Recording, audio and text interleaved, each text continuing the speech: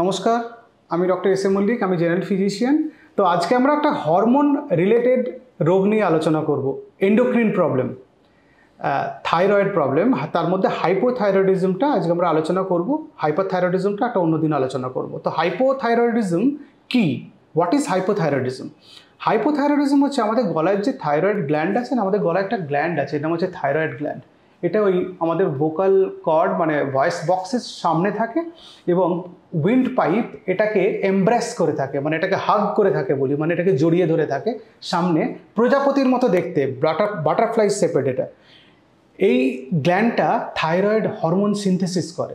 এই thyroid hormone আমাদের বডিতে খুব প্রয়োজন, খুব দরকারি একটা হরমোন। অনেকগুলো তার ফ্যাক্টর আছে, মানে T3 T4 এরকম আলাদা আলাদা থাইরয়েড হরমোন আছে, সেগুলো আমি আস্তে আস্তে বলবো, পুরোটাই আপনাদের বুঝিয়ে দেবো। এই হরমোন তৈরি করতে হেল্প করে। যখন এই থাইরয়েড গ্ল্যান্ড থেকে থাইরয়েড হরমোন কম বেরোয়, তার যে সিমটম, তার যে বডিতে প্রতিক্রিয়া, এই সবটাকে মিলে বলে হাইপোথাইরয়েডিজম।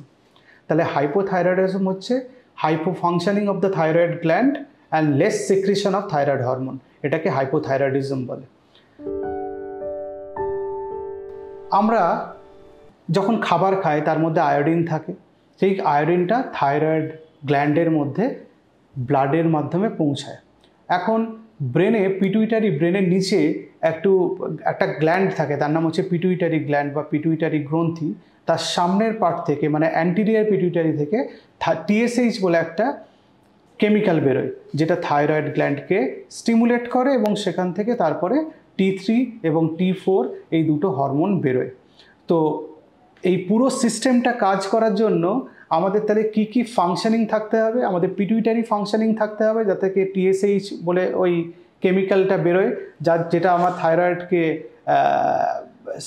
স্টিমুলেট করে এবং থাইরয়েড হরমোনসগুলো বেরোয়। তার জন্য থাইরয়েড গ্ল্যান্ডকেও ঠিক থাকতে হবে এবং র মেটেরিয়াল, কাঁচা মাল থাইরয়েড হরমোন তৈরি করার জন্য আয়োডিন, আরও কিছু প্রোটিন, সেগুলো আমাদের বডিতে অ্যাডিকুয়েটলি থাকতে হবে। তাহলে থাইরয়েড কখন কম সিনথেসিস হয় বা কখন হাইপোথাইরয়েডিজম হতে পারে আপনারাই বুঝতে পারছেন। যে পিটুইটারি যখন লেস ফাংশনিং হবে, পিটুইটারি যখন কাজ করবে না, মানে অ্যান্টিরিয়ার পিটুইটারি থেকে যখন TSH কম বেরোবে, অথবা থাইরয়েড গ্ল্যান্ডের যখন কোনো পার্টিকুলার থাইরয়েড গ্ল্যান্ডেরই অসুখ হবে, অথবা বডিতে আয়োডিন কম গেল, তাহলে আয়োডিন ডেফিসিয়েন্সিতেও হাইপোথাইরয়েডিজম হতে পারে। যে কোনো মানুষ মানে জেন্ডার, এজ, এথনিসিটি তিনটেতেই হাইপোথাইরয়েডিজম দেখা যায়। মানে যে কোনো বয়সে হাইপোথাইরয়েডিজম হতে পারে, যে কোনো জেন্ডারে, পুরুষ বা মহিলা সবারই হাইপোথাইরয়েডিজম হতে পারে, যে কোনো এথনিসিটি সারা পৃথিবীতে, মানে এশিয়ান হোক, আমেরিকান হোক, হিস্প্যানিক, যত রকম এথনিসিটি আছে সবার হাইপোথাইরয়েডিজম হতে পারে।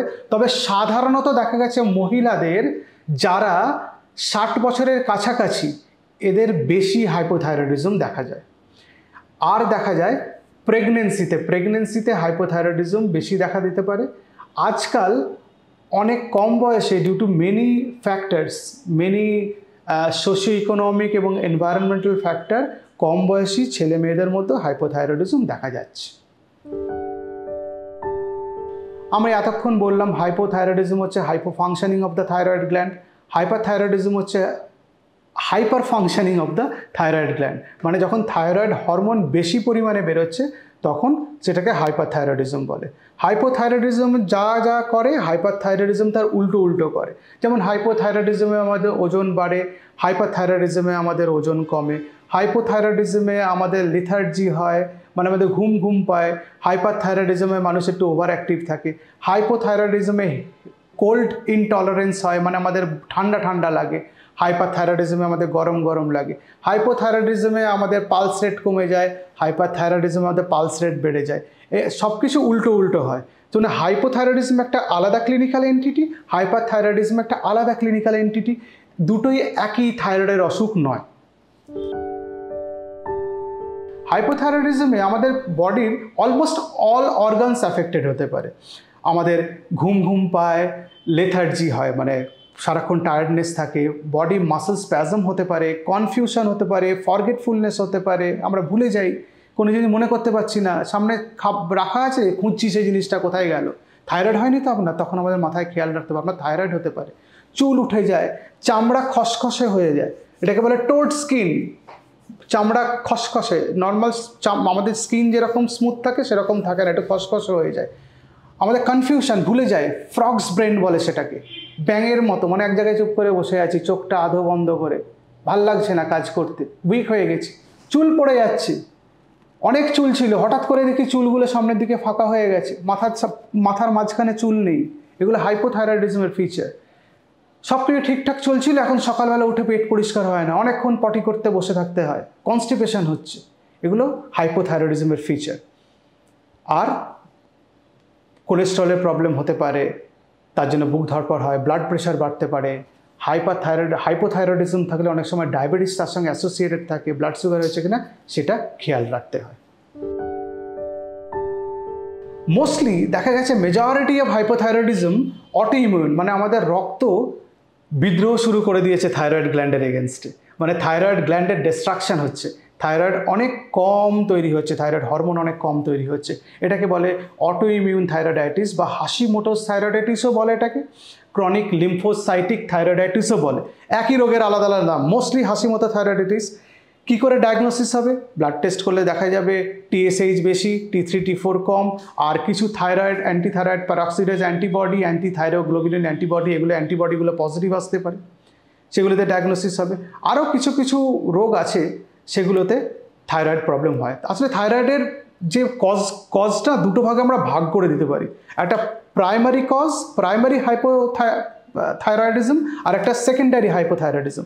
প্রাইমারি হাইপোথাইরয়েডিজম হচ্ছে থাইরয়েড গ্ল্যান্ডের ইটসেলফ থাইরয়েড গ্ল্যান্ডের কজ হতে পারে, যেমন অটোইমিউন থাইরয়েডাইটিস যেটা এক্ষুনি বললাম, হাশিমোটোস থাইরয়েডাইটিস, অথবা গয়টার, বা থাইরয়েডে কোনো ম্যালিগন্যান্সি হলো কি না, বা আয়রন ডেফিসিয়েন্সি। আর সেকেন্ডারি হাইপোথাইরয়েডিজম কোনটা? যদি পিটুইটারি গ্ল্যান্ডের কোনো অসুখ হয়, কোনো কারণে পিটুইটারি গ্ল্যান্ড নষ্ট হয়ে গেছে, কাজ করছে না, সিহান সিনড্রোম, আরও অনেক রোগ আছে, পিটুইটারি গ্ল্যান্ড থেকে TSH বেরোচ্ছেই না, এটা হচ্ছে সেকেন্ডারি হাইপোথাইরয়েডিজম। এগুলো ডাক্তাররা ঠিক করবেন। মোটামুটি একটা আপনাদের আউটলাইন দিয়ে রাখলাম যাতে আপনাদের বোঝার সুবিধার জন্য, ব্যাপারটাকে খুব কঠিন করে বলছি না, মানে আরও অনেক কিছু এই ব্যাপারে বলার আছে, কিন্তু যেটুকু বললে আপনাদের সুবিধা হবে সেটুকুই বলছি। প্রেগনেন্সিতে যে কটা হাইপোথাইরয়েডিজম দেখা গেছে, মোটামুটি 90% আপনি ধরে রাখবেন সেটা অটোইমিউন থাইরয়েডাইটিস হয়। খুব ইম্পর্টেন্ট, কিন্তু প্রেগনেন্সিতে থাইরয়েড যদি ডিসফাংশন থাকে, হাইপোথাইরয়েডিজম থাকে, তাহলে সেই থাইরয়েডটা ওষুধ খেয়ে কন্ট্রোল করা, তার না হলে ওই মিসক্যারেজ হয় আর কি, আর প্রিটার্ম লেবার হয়ে যায়, মানে বাচ্চা যখন বেরোনোর কথা তার আগে বাচ্চা বেরিয়ে আসে।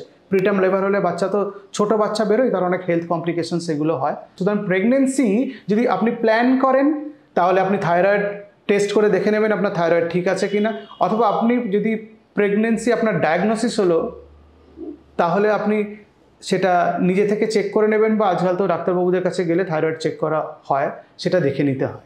এটা হচ্ছে প্রেগনেন্সির সঙ্গে হাইপোথাইরয়েডিজমের রিলেশন এবং তার ইমপ্লিকেশনটা বললাম। অনেক মা বোনেরা বার্থ কন্ট্রোল পিল মানে ওরাল কন্ট্রাসেপটিভ পিলস খান। তো এই ব্যাপারে আমি বলি, ওরাল কন্ট্রাসেপটিভ পিলস এটা তো একটা হরমোন পিল, এটা ইস্ট্রোজেন প্রোজেস্টেরন কম্বাইন্ড পিল। এই পিলে যেটা হয় হচ্ছে থাইরয়েড বাইন্ডিং যে প্রোটিন আমাদের ব্লাডে থাকে সেটা বেড়ে যায়। তো ব্লাডের মধ্যে থাইরয়েড হরমোন কমে যায়, কারণ এই প্রোটিনগুলোই থাইরয়েড হরমোনগুলোকে বাইন্ড করে নেয়। তাহলে ফ্রি থাইরয়েড হরমোন যেটা ফ্রি T3 ফ্রি T4 যেটা ইম্পর্টেন্ট মেটাবলিক ফাংশনের জন্য, সেটা কমে যায়। সুতরাং প্রেগনেন্সি ওসিপি মানে ওরাল কন্ট্রাসেপটিভ পিলস যারা খান তাদের থাইরয়েডের ডোজটা বাড়িয়ে দিতে হয়। আবার যখন বার্থ কন্ট্রোল পিল তারা বন্ধ করবেন, মানে ওরাল কন্ট্রাসেপটিভ পিলস বন্ধ করবেন, তখন আবার থাইরয়েডের ওষুধের ডোজটা কমাতে হবে, সেটা ব্লাড টেস্ট করে TSH T3 T4 অথবা TSH free T3 free T4 এই টেস্টগুলো করে তখন কন্ট্রোল করতে হবে। এবার হচ্ছে ইরেকটাইল ডিসফাংশন। পুরুষ মানুষদের অনেক সময় ইরেকটাইল ডিসফাংশন হয়। এই প্রবলেমটা দেখা গেছে যাদের হাইপোথাইরয়েডিজম হয়েছে তাদের কিছু পেশেন্টের পাওয়া গেছে যদি সেকেন্ডারি হাইপোথাইরয়েডিজম হয়, সেকেন্ডারি হাইপোথাইরয়েডিজমে এই প্রবলেমটা হয়, কারণ পিটুইটারি গ্ল্যান্ড থেকে সেক্স হরমোনসগুলো বেরোয়, তো টেস্টোস্টেরন এগুলো কম বেরোয়। তো থাইরয়েড হাইপোথাইরয়েডিজমে যাদের ইরেকটাইল ডিসফাংশন আছে তাদের দেখা গেছে থাইরয়েড রিপ্লেসমেন্টের পরে মানে থাইরয়েড ওষুধ খাবার পরে এই প্রবলেমটা অনেকটা কন্ট্রোল হয়ে গেছে। সুতরাং এটার সঙ্গে ওটা রিলেটেড, সেই জন্য আমি আলাদা করে এটা বলে দিলাম। এবার আমরা ডায়াগনোসিসে আসি যে কী করে আমরা থাইরয়েড ডায়াগনোস করব। তো আমাদের এই প্রবলেমগুলো যদি কিছু যে সিমটমসগুলো হতে পারে সেগুলো যদি আমরা কিছু শুনি, তাহলে আমরা ব্লাড টেস্ট করলে দেখতে পাবো যে হাইপোথাইরয়েডিজম হয়েছে কিনা। এই ক্ষেত্রে TSH আপনার বেশি আসবে এবং T3 T4 কম আসবে। এটা হচ্ছে ডায়াগনস্টিক মেথড। এবারে আসি চিকিৎসাতে। থাইরয়েড নিজে থেকে কমবে না।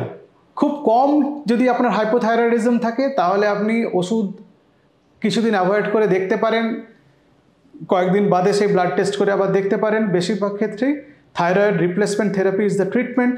লিভোথাইরক্সিন এই ওষুধটা হাইপোথাইরয়েডিজমে ব্যবহার করা হয় এবং এই ওষুধ খেলে এবং সেটা খেতে হয়, সকালে খালি পেটে খেতে হয়। এই ওষুধ খাওয়ার পরে আধ ঘন্টা বা 40 মিনিট কিছু খাবার খেতে নেই, কারণ অ্যাবজর্পশন হয় না। এবং এটা ইউজুয়াল কনভেনশন এবং এটাই রুল যে থাইরয়েডের ওষুধটা সকালে খালি পেটে খেতে হবে। এবারে আমাকে পেশেন্টরা জিজ্ঞেস করেন যদি আমি ওষুধ না খাই তাহলে কি হবে, যদি কি প্রবলেম হবে if hypothyroidism is not treated. তাহলে এই প্রবলেমগুলো হবে mental confusion, irritability, weight gain, hair loss, skin problems এবং সেক্সুয়াল প্রবলেমস, মেনস্ট্রুয়াল প্রবলেম এগুলো হয়। মহিলাদের হাইপোথাইরয়েডিজমে খুব বেশি ব্লিডিং হয়, খুব ফ্রিকুয়েন্ট এবং হেভি ব্লিডিং হয়। এগুলো সেই জন্য থাইরয়েডকে কন্ট্রোল করতে হবে এবং থাইরয়েডের প্রবলেম হলে আপনাকে ওষুধ খেতে হবে। এবং যদি খুব বেশি থাইরয়েড আছে মানে থাইরয়েডের প্রবলেম আছে, আপনি ট্রিটমেন্ট করাচ্ছেন না, তাহলে অ্যাডভান্স থাইরয়েড প্রবলেম বা মিক্সিডিমা হয়। সেটা একটা লাইফ থ্রেটেনিং কন্ডিশন, যেটাতে অ্যানিমিয়া হয়, বডি ঠান্ডা হয়ে যায়, হার্ট ফেলিওর হতে পারে, ডেথ হতে পারে। সেই জন্য সেগুলো অ্যাডভান্স কেস, মানে এটা খুবই অ্যাডভান্স একটা মিক্সিডিমা, থাইরয়েডের খুব অ্যাডভান্স একটা কমপ্লিকেশন, খুব কম দেখা যায় কিন্তু এটা একটা পসিবিলিটি এবং এটা হয়। হ্যাঁ, থাইরয়েড ওষুধ সারা জীবনই খেতে হয়, কারণ থাইরয়েড দেখা গেছে যখন কম থাইরয়েড গ্ল্যান্ডটা হাইপো ফাংশনিং হয়, মানে কম পারফর্ম করছে, কম থাইরয়েড হরমোন সিনথেসিস করছে, তাহলে ওষুধটা তো সারা জীবনই আপনাকে খেতে হবে, কারণ থাইরয়েডটা তো সারা জীবনের মতোই উইক হয়ে গেল। আর অটোইমিউন থাইরয়েডাইটিসে কনস্ট্যান্ট থাইরয়েড ফলিকলস ডিস্ট্রাকশন হয়, মানে থাইরয়েড গ্ল্যান্ডের ভেতরের যে টিস্যু আছে সেগুলো নষ্ট হতে থাকে, ফলে ওষুধটাও সারা জীবনই খেতে হবে। হাইপোথাইরয়েডিজম আপনি প্রিভেন্ট করতে পারবেন না। আপনি যদি জানেন আপনার এলাকার জলে আয়োডিন কম আছে বা নুনে আপনার খাবারে আয়োডিন কম ঢুকছে বা কিছু, তাহলে আপনাকে আয়োডাইজ সল্ট খেতে হবে। কিছু ইডিবল সিউইড আছে সেগুলোতে আয়োডিন বেশি আছে, সেগুলো আপনি খেতে পারেন। আপনি হাইপোথাইরয়েডিজমের প্রিভেনশনের জন্য ডিম, মাছ, মাংস খেতে পারেন, যথেষ্ট পরিমাণে আয়োডিন আছে। সবুজ শাকসবজি, ফলমূলে আয়োডিন আছে, সেগুলো আপনি খেতে পারেন। মাশরুম খেতে পারেন। কি খাবেন না হাইপোথাইরয়েডিজম হলে? হাইপোথাইরয়েডিজম হলে ক্রুসিফেরাস ভেজিটেবলস আপনি খাবেন না। ব্রকোলি, বাঁধাকপি, কেল আর ব্রাসেল এগুলো আপনি খাবেন না, বাকি সব কিছু খেতে পারবেন। এই একটা মোটামুটি আমি আউটলাইন বলে দিলাম থাইরয়েড নিয়ে। অল পসিবল কোয়েশ্চেন্স এখানে তার আনসার আমি দিয়ে দিলাম। আপনাদের কিছু আরও প্রশ্ন থাকলে আপনারা জানাবেন, আমি সেগুলো জানাবো আপনাদের কমেন্টে। আপনারা ভালো থাকবেন, আবার আসবো। নমস্কার।